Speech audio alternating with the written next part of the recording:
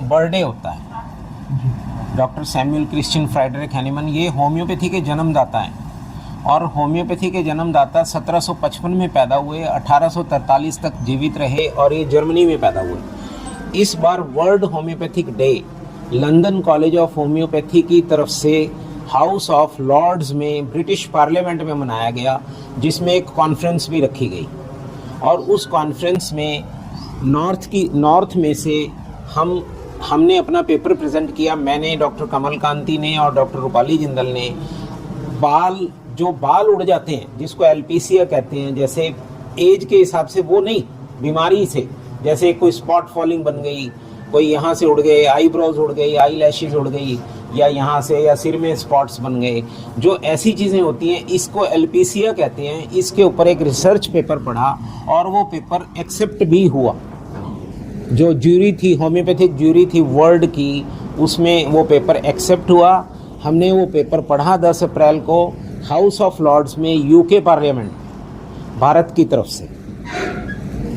ये है इस साल का हमारा जो रिसर्च पेपर है वो पब्लिश हुआ है और उसी एवज में ये एक सर्टिफिकेट मिला है, ये आप लोग देख सकते हैं। और उसमें जो होम्योपैथिक चिकित्सा पद्धति है उसको बहुत सराहना मिली कि होम्योपैथिक चिकित्सा पद्धति से बालों का जो एल्पीसिया बीमारी है, जिसको फंगल डिजीज़ कहते हैं, जिसमें मोस्टली कई लोगों के सारे सिर के बाल उड़ जाते हैं, बॉडी के बाल तक भी उड़ जाते हैं, उसका एक प्रॉपर ट्रीटमेंट अवेलेबल है होम्योपैथिक साइंस में। लेकिन इलाज लंबा चलता है और पेशेंट ठीक हो जाता है। सर, उड़े हुए बाल वापस भी आ जाते हैं? उड़े हुए बाल वापस आ जाते हैं। जो स्पॉट फॉलिंग है, I am talking of spot falling, जिसको एल्पीसिया कहते हैं। जैसे एक ये दवाई है, ये दवाई भी उसमें काम आती है, इसका नाम है हेरिन। जैसे ये एक पेशेंट था जिसके ऐसे बाल थे, आप फोटो देख सकते हैं, ये झज्जर का पेशेंट था और बाद में उसके बाल आ गए हैं। ये practically, this is not a photo from AI, this is the actual photo of the patient.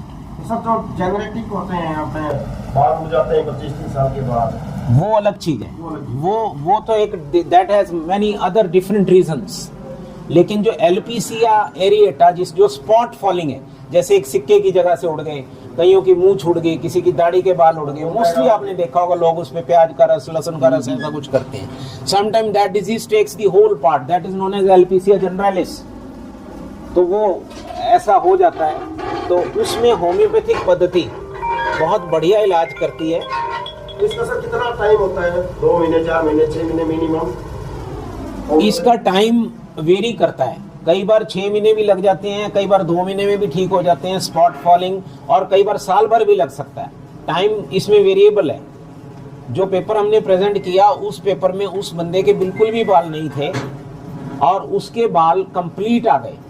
मैं जो पेपर मैंने प्रेजेंट किया, वो पेपर हम आपको शेयर भी कर देंगे क्योंकि वो PPT प्रेजेंटेशन थी।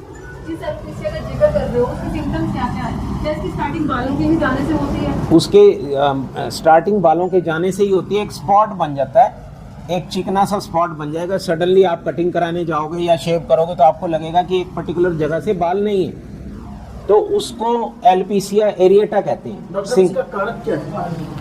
इसका कारण तो बेसिकली तो ये स्किन डिजीज है।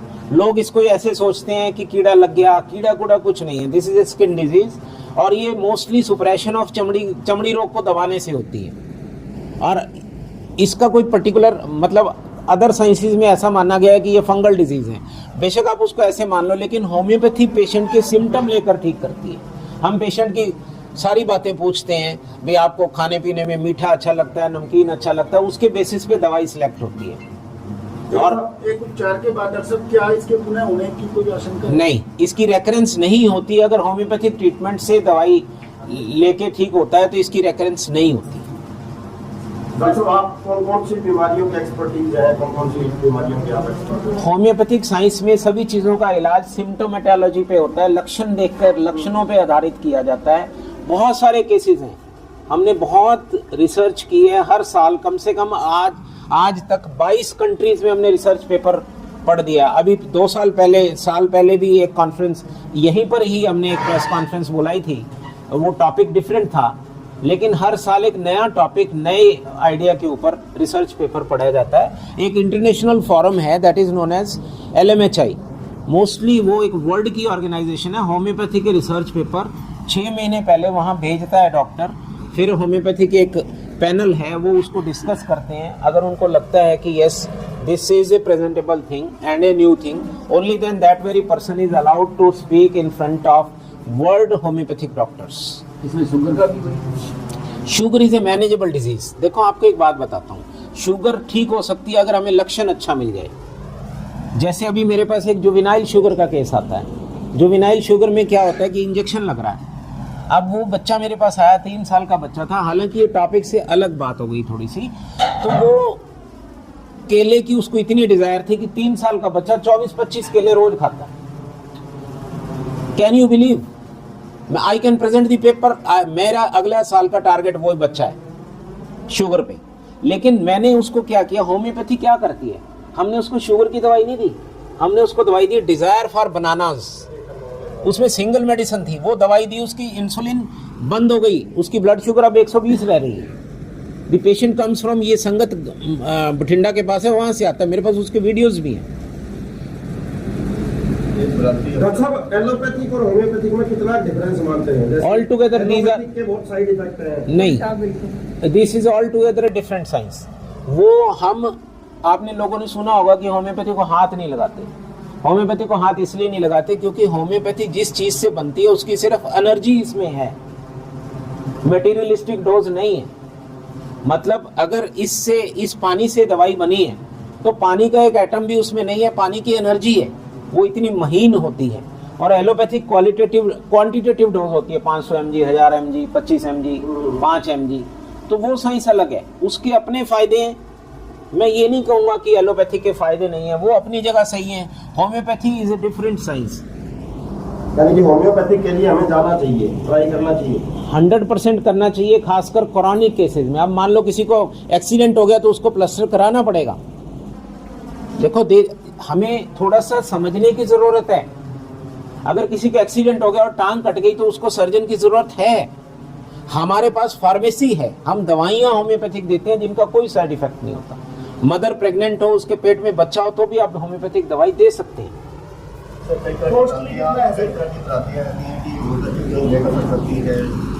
ऐसा नहीं है, होम्योपैथी में अगर बुखार हो तो वो 3 महीने में नहीं उतरेगा, उतर जाएगा।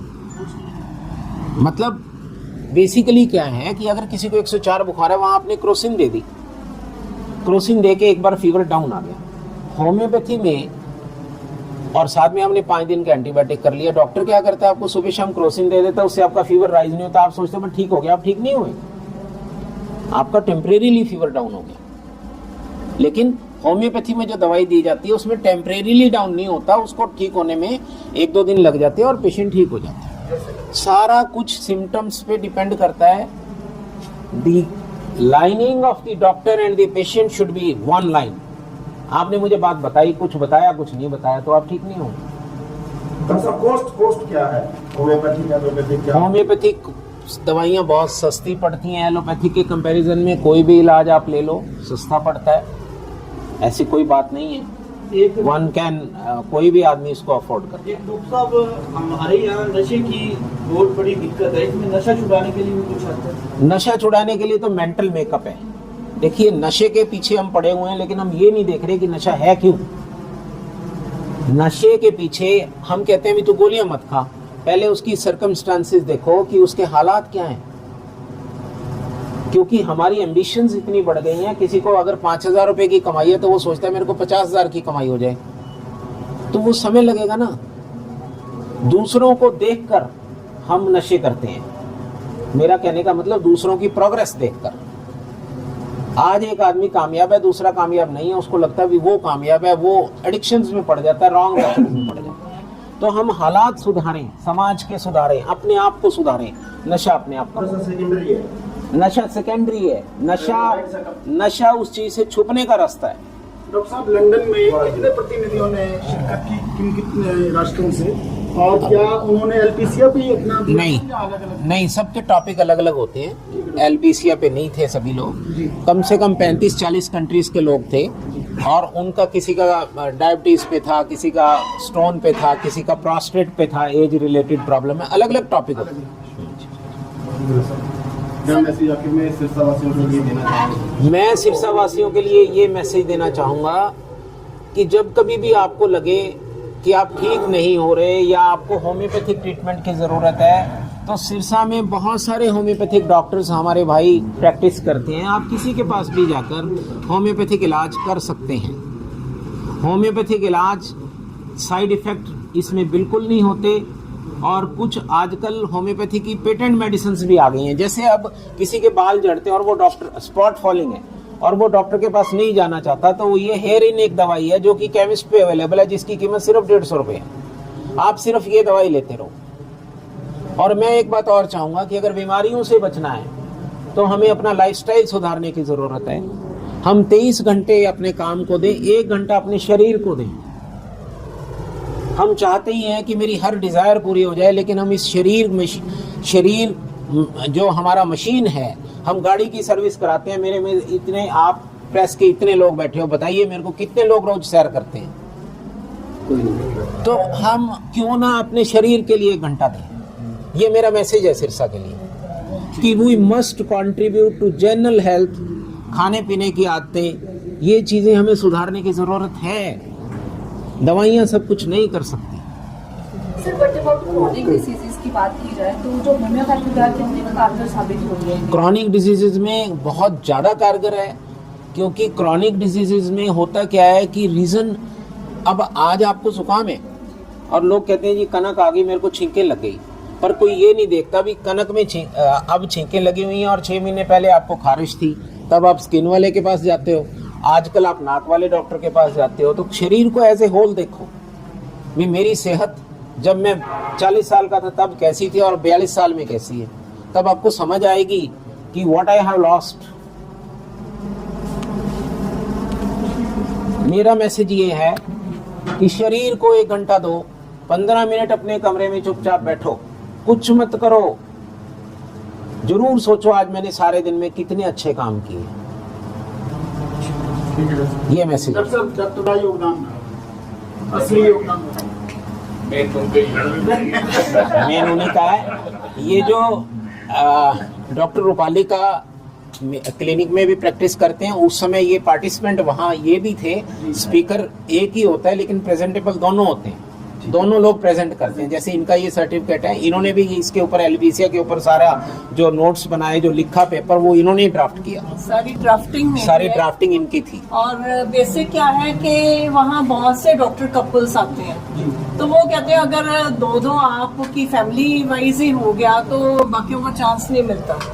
तो प्रेजेंट करने के लिए वो कहते हैं स्पीकर, तो मैं ऑप्ट करती हूँ डॉक्टर साहब इस प्रेजेंट करें। 7 ही मिनट मिलते हैं। टोटल, हाँ जी, टोटल जो स्टडी है वो पेशेंट हम दोनों ही देखते हैं। तो कई बार म्यूचुअल आपस में डिस्कस करके हम पेशेंट को ट्रीट करते हैं। तो जब रिटर्न किया जाता है, ज्यादातर मैं ही रिटर्न डॉक्टर साहब ही करते हैं। हमेशा मैं, ये सारी प्रेजेंटेशन वगैरह मेरी बनी हुई